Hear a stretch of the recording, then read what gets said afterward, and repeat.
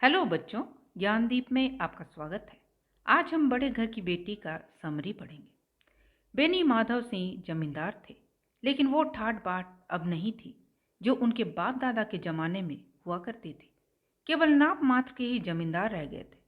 उनके दो बेटे थे। बड़े का नाम श्रीकंठ और छोटे का नाम लाल बिहारी था। श्रीकंठ पढ़ा लिखा समझदार था, नौकरी करता था, छुट्टी में घर आया करता। इसके विपरीत लाल बिहारी हट्टा कट्टा कुश्ती लड़ने वाला पहलवान था।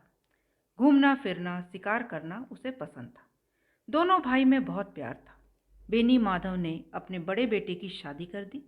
घर में बहू आई। नाम था आनंदी। आनंदी पढ़ी लिखी समझदार और ऊंचे खानदान से थी। उसके पिता जमींदार थे। घर में किसी चीज की कमी ना थी। आनंदी राजकुमारी की तरह रहती थी। आनंदी जब शादी करके ससुराल आती है, वह यहाँ सब देख हैरान रह जाती है। महल की जगह एक साधारण सा देहाती गृहस्थ मकान था। नौकर चाकर कुछ नहीं थे।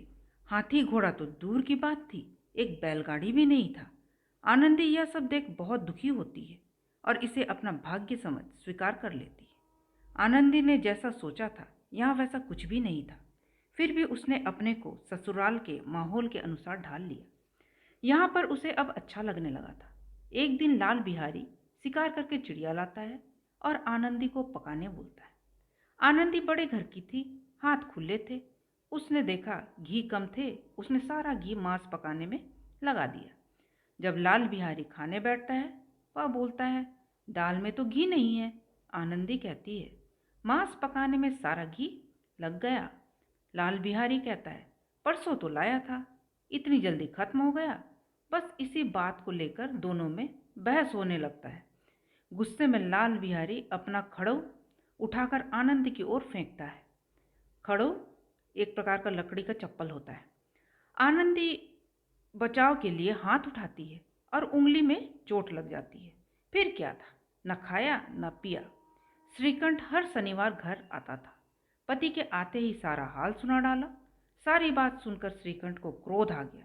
पिता के पास जाकर बोला, अब मैं यहाँ नहीं रह सकता। मेरी पत्नी का अपमान हुआ है। इस घर में या तो मैं रहूंगा या फिर लाल बिहारी। मैं उसका मुंह तक देखना नहीं चाहता। बस क्या था, लाल बिहारी सब सुन रहा था। आनंदी के पास जाकर बोला, भाभी, भैया मेरा मुंह देखना नहीं चाहते। मैं इस घर से जा रहा हूँ। मुझसे गलती हो गई है, मुझे माफ़ कर देना। और यह बोलते बोलते वह रो देता है। आनंदी को यह सब अच्छा नहीं लगता। वह सोची नहीं थी बात इतनी बढ़ जाएगी। वह नहीं चाहती थी घर बिखरे। जब लाल बिहारी जाने लगा, वह उसका हाथ पकड़कर उसे रोकती है और कहती है, मेरी सौगंध, यदि एक कदम भी बढ़ाया तो। बस क्या था, दोनों भाई फिर से एक हो जाते हैं। यह देख आनंदी बहुत खुश होती है। बेनी माधव कहते हैं, बड़े घर की बेटियां बिगड़ी बात को भी बना देती है, यानी ठीक कर देती है। यह सुन पूरा गांव कहता है, बड़े घर की बेटियां ऐसी ही होती है।